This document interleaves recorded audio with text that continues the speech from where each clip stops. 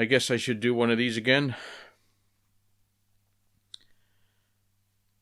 I've been having a little trouble getting motivated to do another video, so but I've been collecting like material to talk about.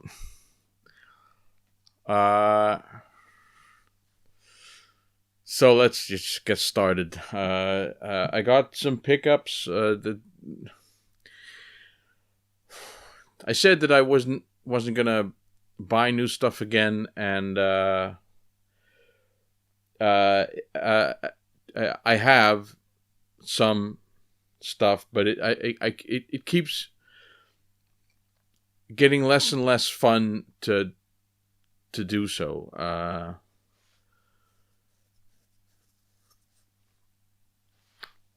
We'll get into that. There's like a couple of things on the horizon that I thought I'd like to have, which is basically some Commodore 64 stuff. Can't even remember the names. It's 2 games. They're going to be published by Cytronic, which is a good thing, because Cytronic have reasonable prices. There's some games out there. It was primarily... It's a game called Sam's Journey. If you see it, you'd be hard-pressed to believe that it's a Commodore 64 game. It's so good. It's so well programmed. There are some limitations, though, on how it runs. It can't run on certain systems, and I believe on NTSC systems it needs something, and it can't run on...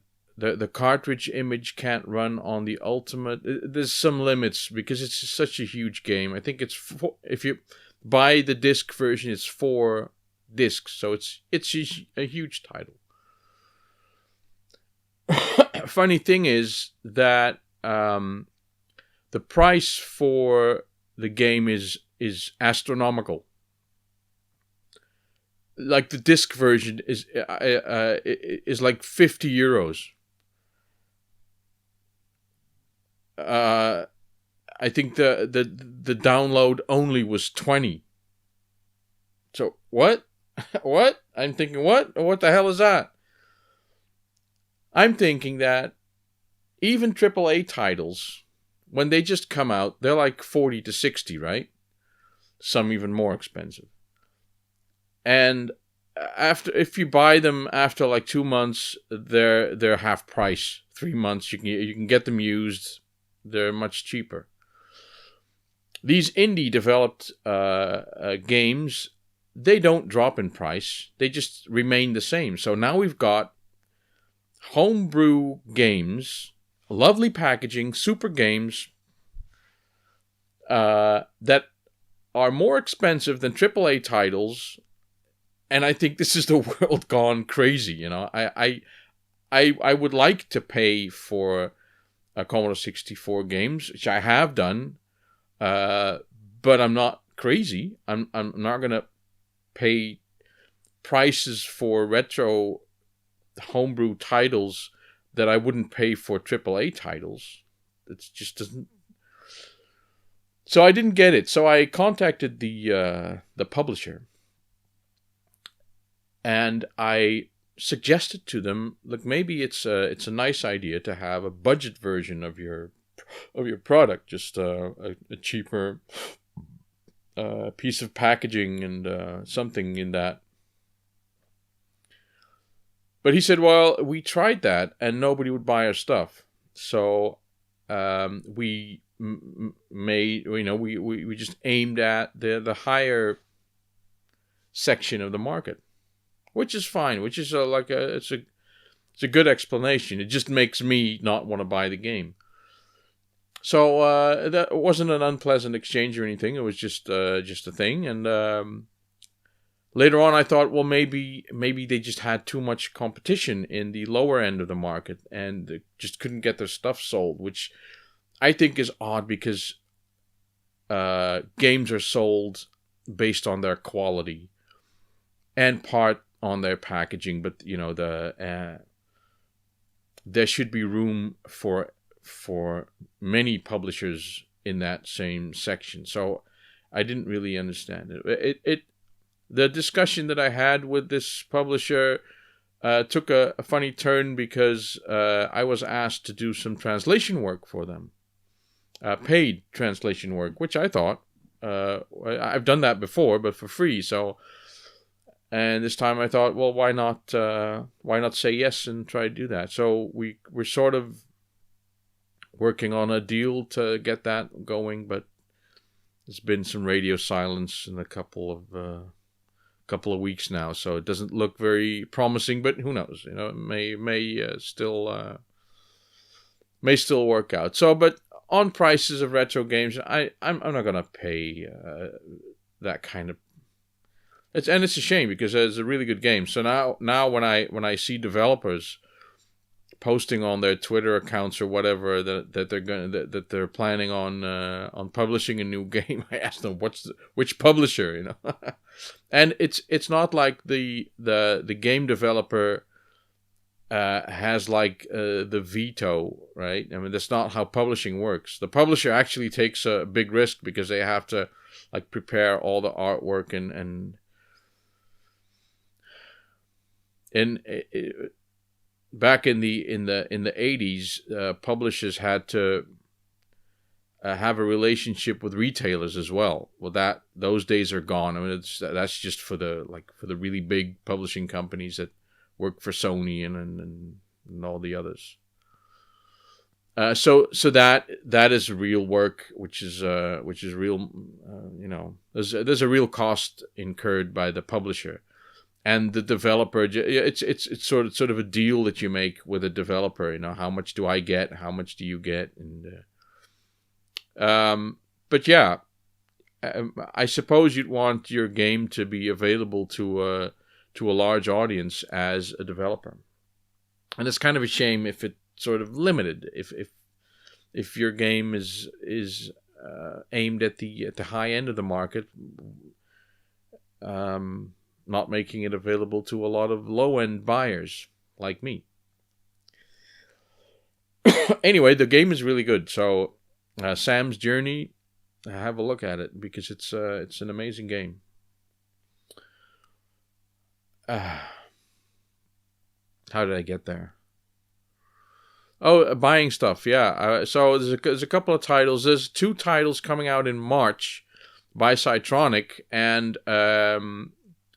they have pre-order prices, so that's just the regular, like, download only, or the budget tape or disc, or the deluxe version, which comes with a poster. So you can sort of pick and choose, and I like that. There are pre-orders open, but I'm not going to do a pre-order. What? What is the sense? What is the sense of a pre-order in this case? You know, there's a game coming out in March. I know this. And there's not going to be any shortage because the publisher wants the game sold, right? So, what is the sense of pre-order? It's a sales trick. Pre-ordering is just a sales trick. When you buy stuff, the point is that the seller wants to sell you something, and they have to put in an effort to make the sale. As a buyer, you have the power of your wallet, right? You buy or you don't buy. It's up to the seller to make the sale happen. So pre-ordering is just a way of circumventing that sales process. You just say, well, the silliest thing that I think is that you are offered these days the possibility of ordering a product. Ooh, you know? That's not how it works, man. That's not how it works. I know that's how it worked with the classic minis and all that, but that's just bullshit. If that is your sales pitch, if that is your way of selling, then stick that product where the sun don't shine, dude, because I don't want it.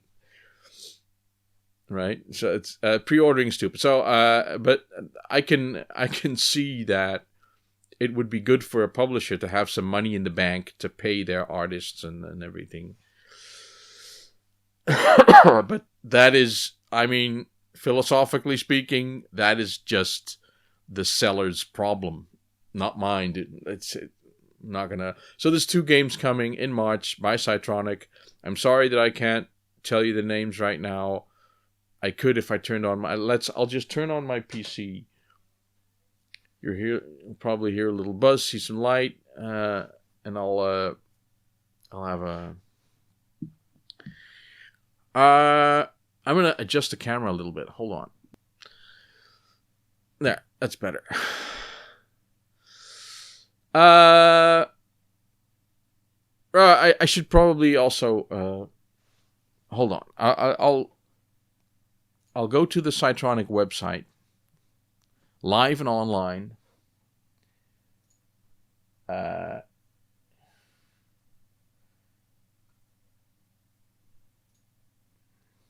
I'll Commodore 64. Steel Ranger and Pains and Aches. Those are the titles that I'm looking for, that I'm looking to buy. The other stuff that I bought, the thing that happens is that I get something in my mind, and even though I tell myself, you don't need this game, forget it, it just keeps sitting there nagging me to get it. And eventually I just I look for a good deal, and I still, I just go for the purchasing thrill, and I shouldn't do that. So I bought a couple of games that I can explain why I bought them and all that, but really there was no need for me to buy them. But let's just go over them. One of them is Matterfall. Did I show this already, Matterfall? I think it was Jotaro Kujo who told me about Matterfall, and he said, it's a great twin-stick shooter. And I looked at it like for 2 seconds online, like at some gameplay, and it looked like a 2D side-scroller platforming kind of game. And I thought, how can this be a twin-stick shooter? But it is. It is. This is a twin-stick shooter. You just walk a little character, and you have to like go through levels and shoot enemies. There are platforms that you have to have materialize so that you can jump on them. You can jump through stuff. I think it's called edging or something. It's sort of you have to get used to the controls of this one. I especially when you have to jump and edge through a wall and materialize something afterwards, right? You have to do 3 or 4 things at the same time, which is I'm not a fan of it. But still, I enjoyed this game, for the bit that I played it. It's not said that I will finish it ever, but I bought it. That's the thing, I wanted to buy it. It wasn't cheap. It wasn't expensive. It was cheap, so I think I paid $10 or something. Then,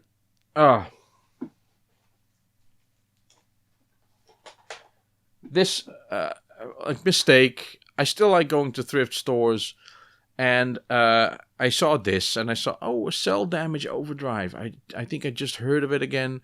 I saw it somewhere, and I thought, oh, that's cool. It didn't have my phone on me. Came home, discovered that I already had it. I like games like these because of their art style, like Cuphead. I love Cuphead's art style, like that old cartoon style. I don't like watching cartoons in that style, but transfer it to a game and make it controllable. I think it's just ace. I thought that was really, really cool. But I'm not going to buy Cuphead because it's a really hard game, and I know I'll probably not play it. And I'm just content with the fact that I know that it's there. I know that it exists. I know that it's nice, but I'm not getting it. See? It's already working. But Cell, I don't even know. Let's do a way out wacky world of cartoon fun racing and fighting for 1 to 4 players. Play capture the flag, gate, relay, race, and smack attack. Charge across 13 interactive cartoon worlds. Select the 10 rough cartoon characters, an amazing 36 wild and over-the-top weapons. So it's sort of a, but it's cell shaded. That's what they call it. Shading is just, I think it's just coloring, right? And cell is not cell with double L, cell with one L, referring to celluloid, like the stuff that when you draw old cartoons that you can see through so that you can see the next frame. That's what cell means. Thank you very much. Then, I did buy this already.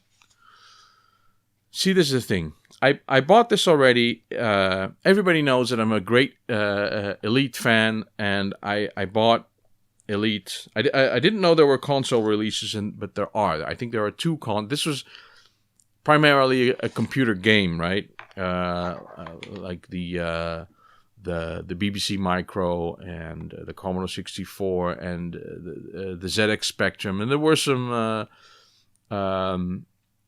quite a few ports, but I think there were only two ports. I think there was a failed port to the Sega Genesis, Sega Mega Drive, which was never released.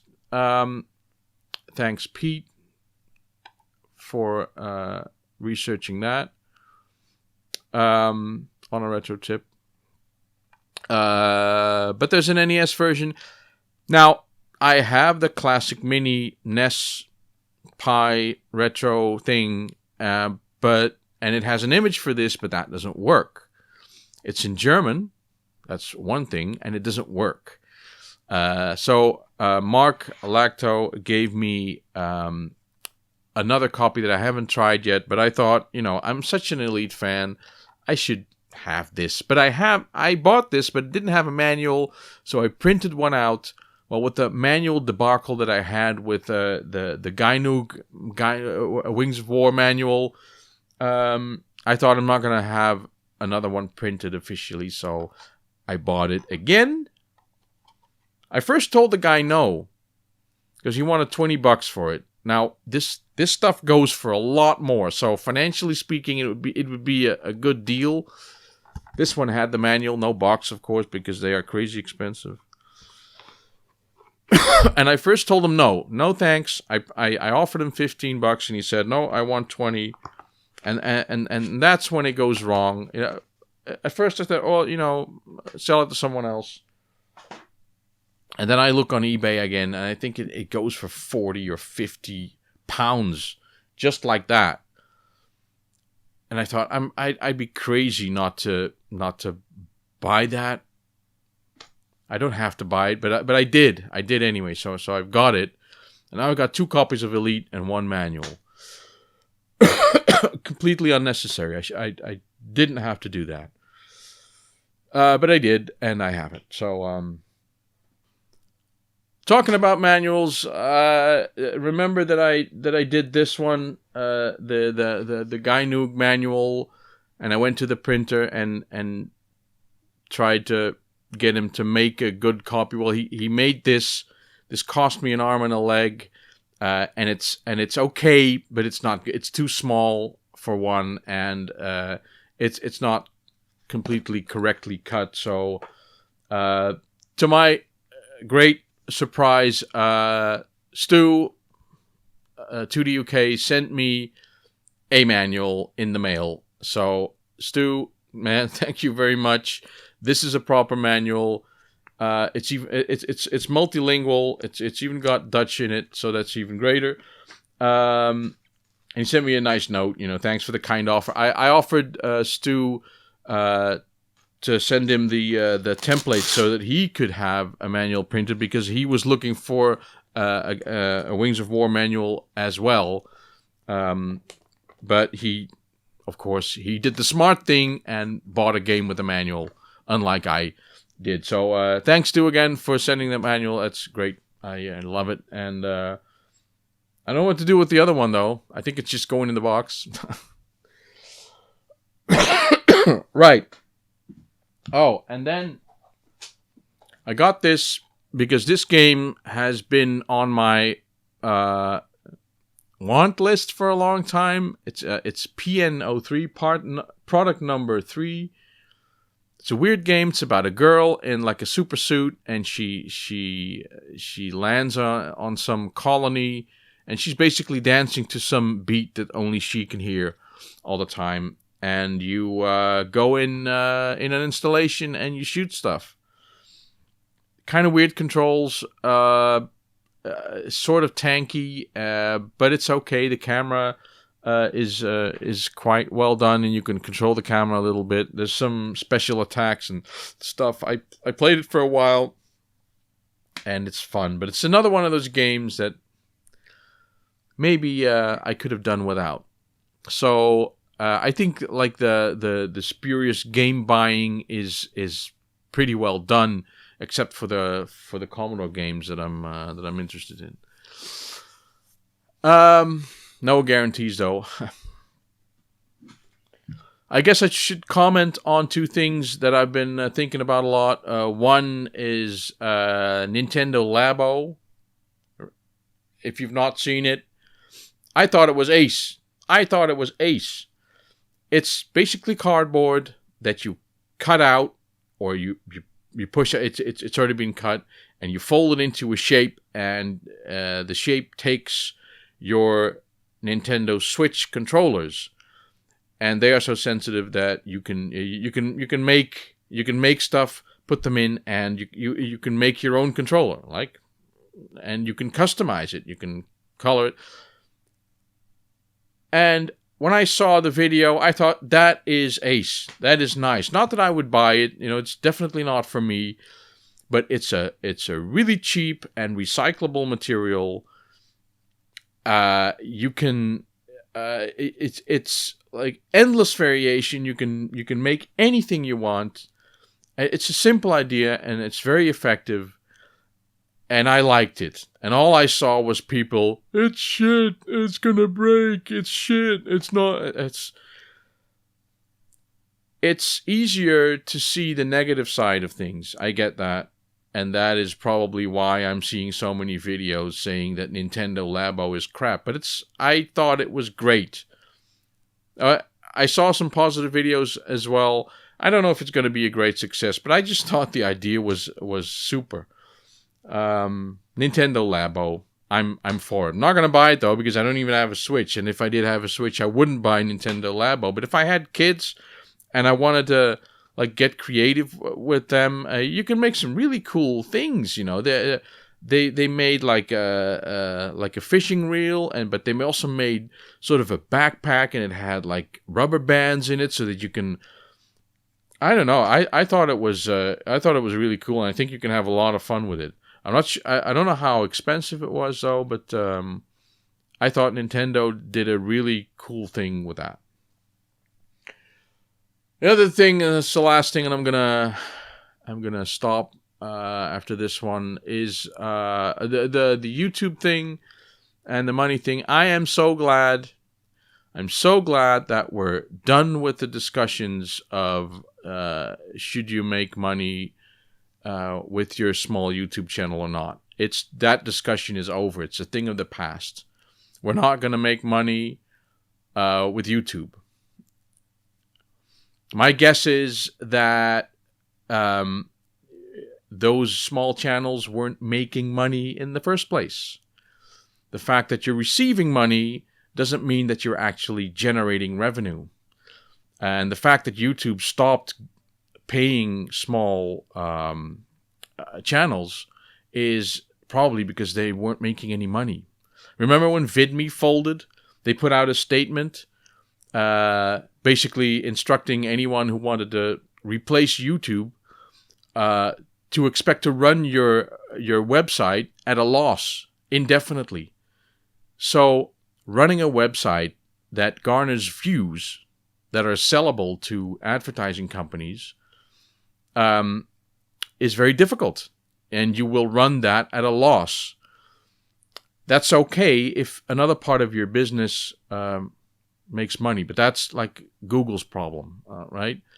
For the small YouTuber, it just is a message that your crappy pickup video and your review videos, they don't actually make money. And that shouldn't surprise you at all.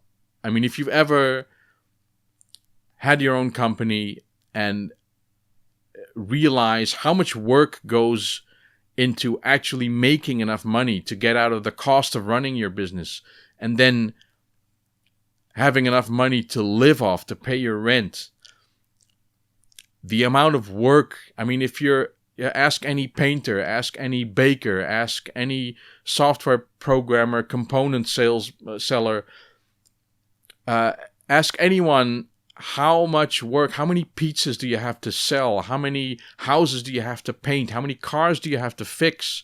It has to be like an ongoing thing. Every day you're doing those things to make money. Did you really think that sitting down and ticking a box on YouTube and saying, "Hi, I bought this game," was worth making money? And again, the fact that YouTube was paying money, tiny little bit, doesn't mean that it was making a profit. And the fact that they've stopped doing that is proof of the fact that it wasn't making money. You're only costing money. So, but I'm glad we're done with that whole thing because it's over now. I mean, this is my opinion, right? If you've got steam coming out of your ears right now, just remember that it is my opinion, and my opinion is worth just as much as anybody else's, so you can disregard it. But I think that no, I'm just glad that we're done with the whole money discussion. I'm also glad that, I mean, there were some videos that I saw of people that spoke in the name of small channels. Small channels are being ignored. YouTube doesn't respect small channels. May I remind you of the fact that you are speaking for channels that have nothing to do with your arguments. I am a small channel, but I'm not monetizing or making or pretending to create value here. So it's not okay to speak for all small channels.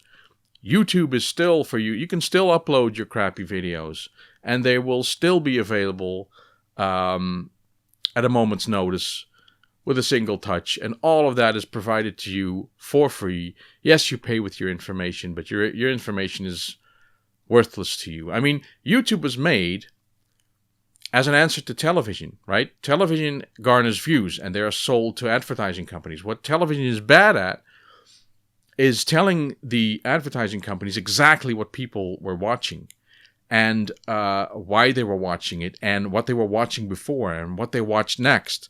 They're all estimations. YouTube came along and said, well, I can tell you exactly what people watched, whether they liked it or not, what they watched next, where they came from, because that is all highly qualified information.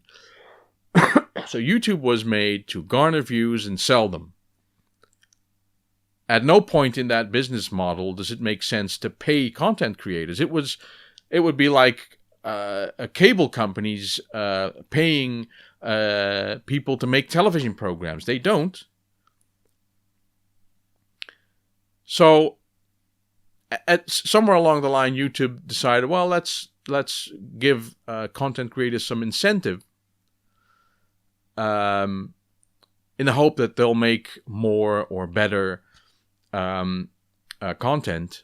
But that didn't lead to a great rise in revenue, let alone profit for them.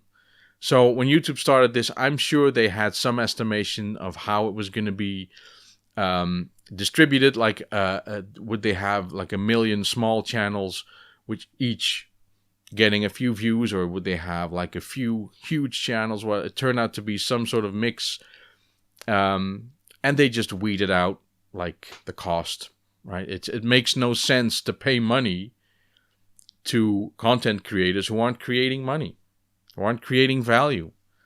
And I get that, because thinking that uploading this, what I'm doing now, would create value, actual value, I don't think so. But, you know, that discussion is over, and this video is over. So thank you for watching, and I will see you next time. Goodbye.